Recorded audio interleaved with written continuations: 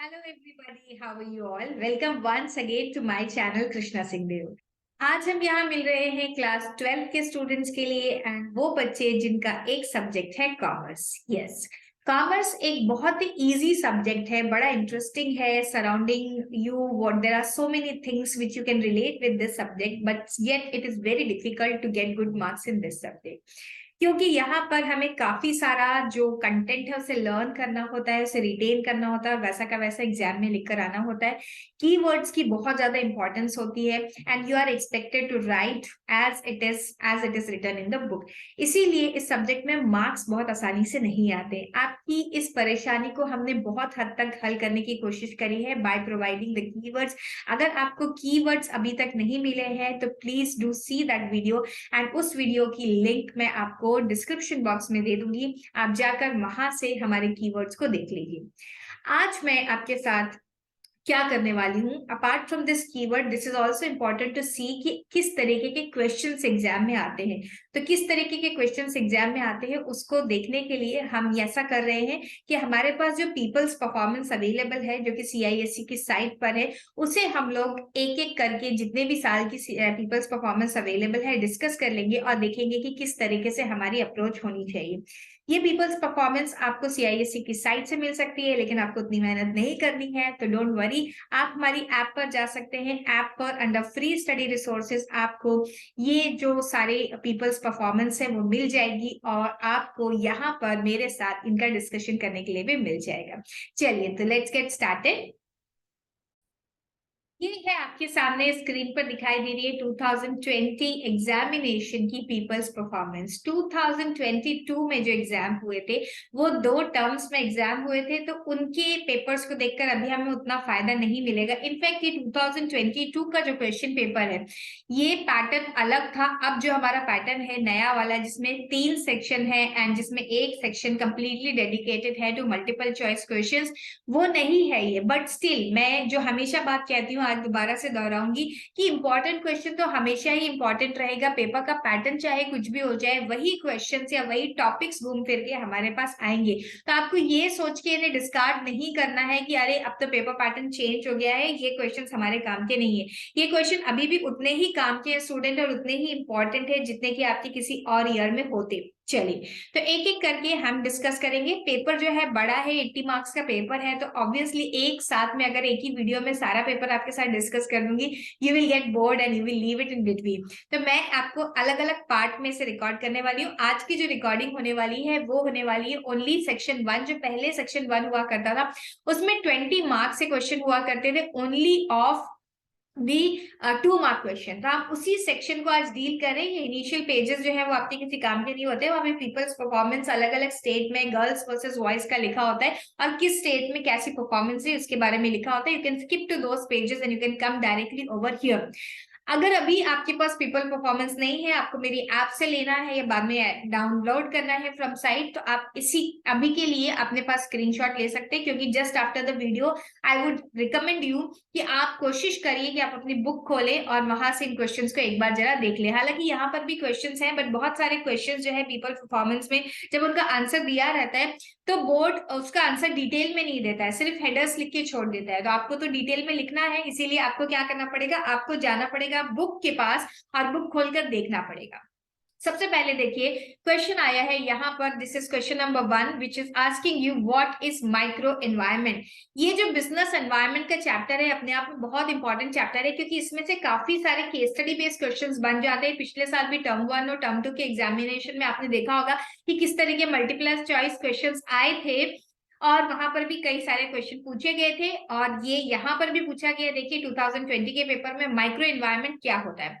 अब जब हम माइक्रो एनवायरनमेंट क्या होता है ये क्वेश्चन हमसे 2 मार्क्स के लिए पूछा गया है, तो देखिए क्वेश्चन का आंसर किस तरीके से बोर्ड ने एक्सपेक्ट किया है कि स्टूडेंट्स कुछ इस तरीके से लिखेंगे। ये रहा, micro environment is the environment which refers to those any internal factor like mission etc and external, and any external factor like customer etc factors and forces which exercise a direct influence on the working and performance of an individual business organization। तो देखिए यहाँ पे जो keyword है ना board ने खुद उसको अंडरलाइन करके दिया हुआ। Internal external is a keyword, ये जो अंडरलाइन वर्ड्स आप यहाँ पे देख रहे हैं actually these are keywords and you are expected to write it. Okay, इसी तरीके से direct influence is a keyword and the working performance of individual business organisation. तो आपको जो कीवर्ड कीवर्ड हम बोलते रहते हैं, यही वो कीवर्ड्स है जो कि यहाँ पर एक्चुअली हाईलाइटेड करके दिए गए हैं। तो आपको ये अपने आंसर का पार्ट जरूर बनाना चाहिए। तो मैं आपको बोलूंगी कि एक बार इस आंसर को आप लिख कर देख लीजिए, 2-3 बार इसे रीड कर लीजिए, फिर बुक बंद करिए और इस आंसर को लिख करके देख लीजिए, तो ये आपकी परमानेंट मेमोरी में चला जाएगा। तो ये हो गया हमारा क्वेश्चन नंबर 1। अब हम देखते हैं कि क्वेश्चन नंबर 2 फॉर 2 मार्क्स क्या पूछा गया था।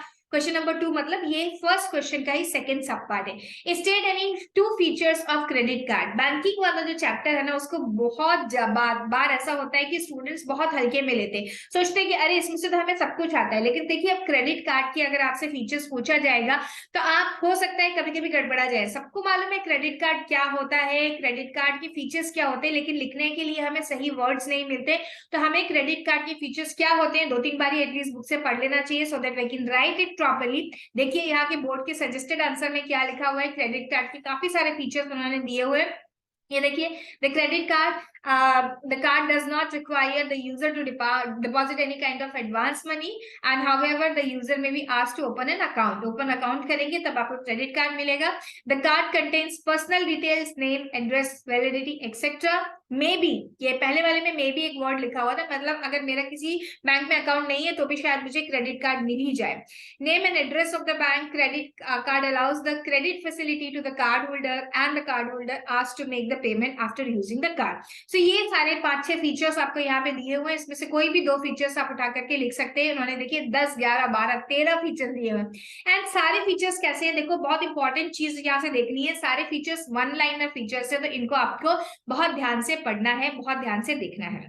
चलिए, तो इसमें से कोई भी 2-3 फीचर्स आप उठा करके लिख देने वाले हैं अपने क्वेश्चन में, और दैट्स इट, और कुछ भी नहीं। उसका डिटेल एक्सप्लेनेशन चाहिए ही नहीं, क्योंकि यहाँ पे हेडिंग और फिर एक्सप्लेनेशन वाला किस्सा है ही नहीं। चलिए आगे देखते हैं, थर्ड क्वेश्चन क्या था। अभी तक हमने 2 क्वेश्चन निपटा लिए हैं 2 मार्क्स वाले।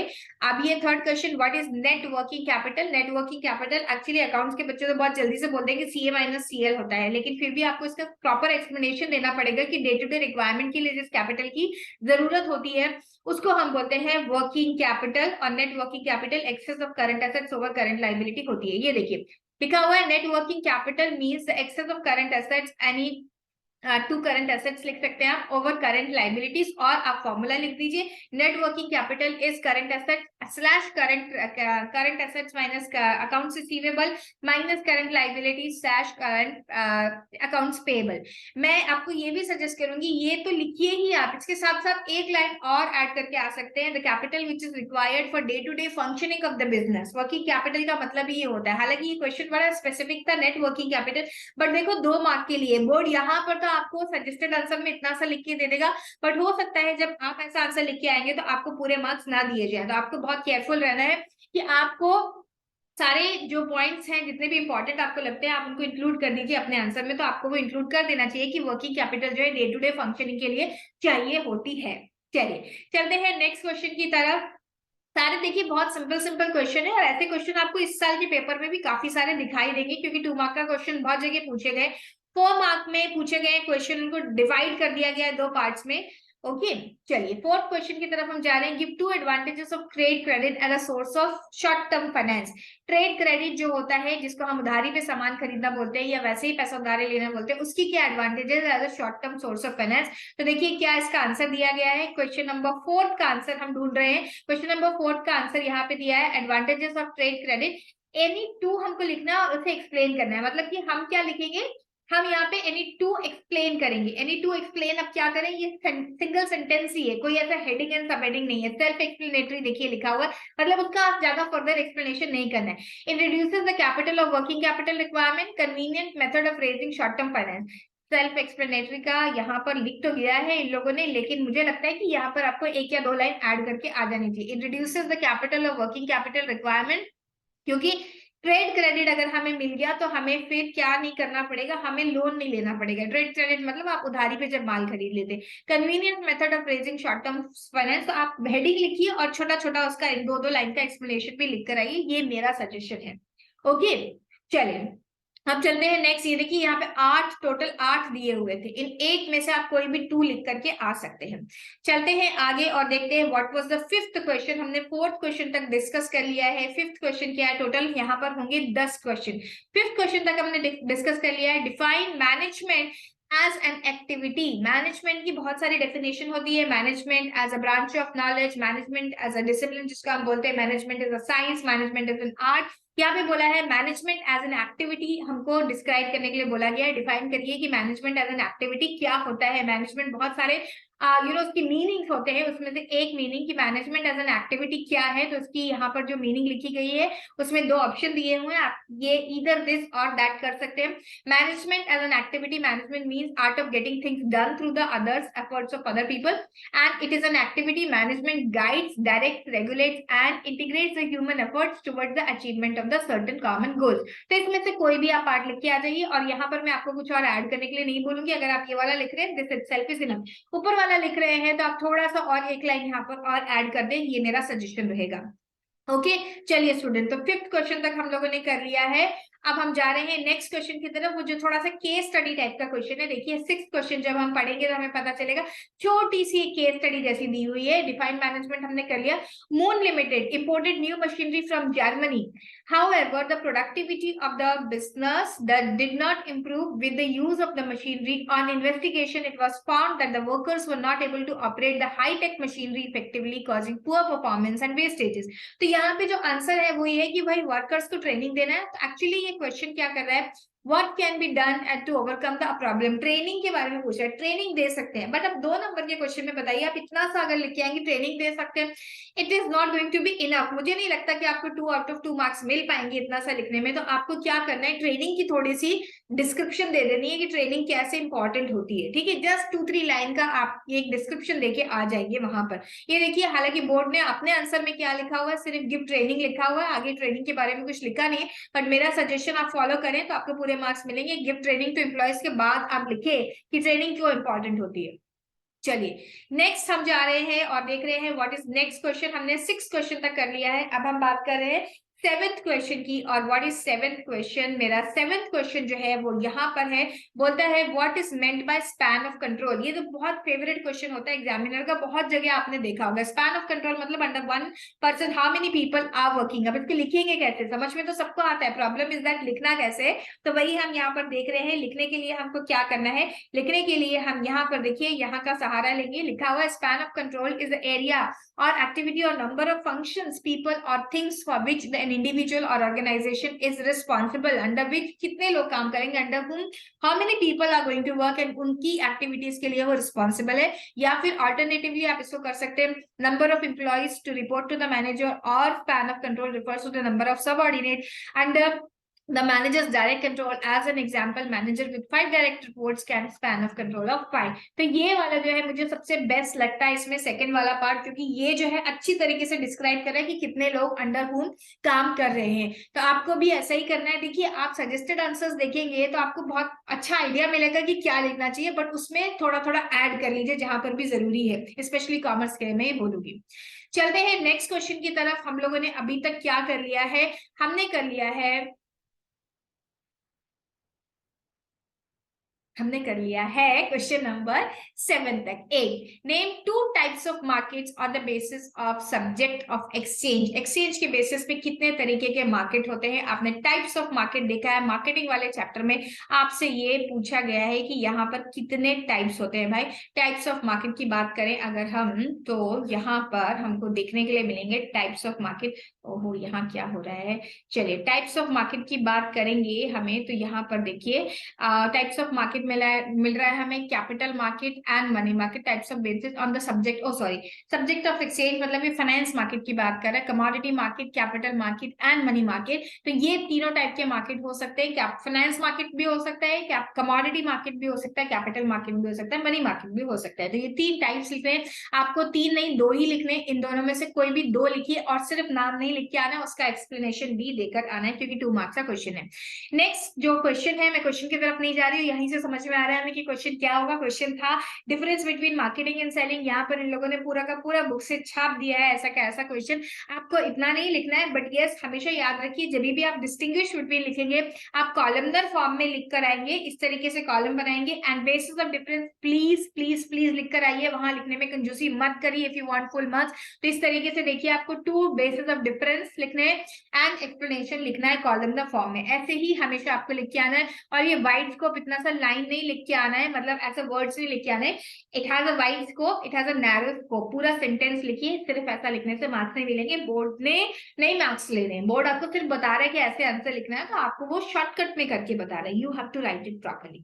चलिए नेक्स्ट क्वेश्चन जो है यहाँ से देखिए पता चल रहा है डिस्ट्रीब्यूशन क्या है, फिजिकल डिस्ट्रीब्यूशन पूछा था वहां पे, फिर भी चलो देखो मैं आपको क्वेश्चन दिखाई देती हूँ, अगर आपको शक हो रहा हो कि क्या क्वेश्चन था एक बार देख तो लेते। तो यहाँ आ जाओ बेटा, देख लेते हैं what was the question. Question was this, यहाँ पर है क्वेश्चन मेरे पास, what is meant by physical distribution. Physical distribution क्या होता है आपसे पूछा गया है। तो फिजिकल डिस्ट्रीब्यूशन बड़ा ही आसान है, उसके आपने level of distribution of channel पढ़े हैं, 0 लेवल और आगे के 1 लेवल 2 लेवल, उसी के पहले वाला जो पार्ट है वो पूछ रहा है फिजिकल डिस्ट्रीब्यूशन क्या होता है। Physical distribution means the series, ये क्या हो गया है मेरा इरेजर कहाँ है, चलो मैं इसको इरेज करके फिर से बता दे रही हूँ। Physical distribution means a series of interrelated activities involved in the movement of material and finished goods so that they are available at the time and at the right place. Okay, तो ये है हमारा physical distribution, या फिर alternatively आप ये वाला भी लिख सकते हैं, एनी अदर रिलेवेंट पॉइंट में ऑल्सो बी एक्सेप्टेड। जरूरी नहीं है यही लिखे, देखो बोर्ड ने ओपनली बोलिया, कुछ और भी आपने लिखा होगा which is defining very well what is physical distribution, उसको भी वो लोग एक्सेप्ट कर लेंगे। तो आपको ये हो गया पूरा 10 मार्क का हमने पेपर डिस्कस कर लिया। पेपर है एक्चुअली 80 मार्क्स का, हम बाकी का भी पेपर धीरे धीरे करके डिस्कस कर लेंगे। और अगर आपको चाहिए कि आप मेरे सारे के सारे जो चैप्टर्स डिस्कस किए हुए हैं उनका डिस्कशन देख ले, सारे के सारे चैप्टर्स नहीं, सारे के सारे प्रीवियस ईयर के क्वेश्चन पेपर्स एंड उसके साथ ही साथ मैंने वहां पे सैंपल क्वेश्चन पेपर्स भी डिस्कस किए हैं, तो आप मेरी ऐप से एक कोर्स डाउनलोड कर सकते हैं। And students we are constantly trying to help you as much as possible, जो भी हमारी कैपेबिलिटी में है।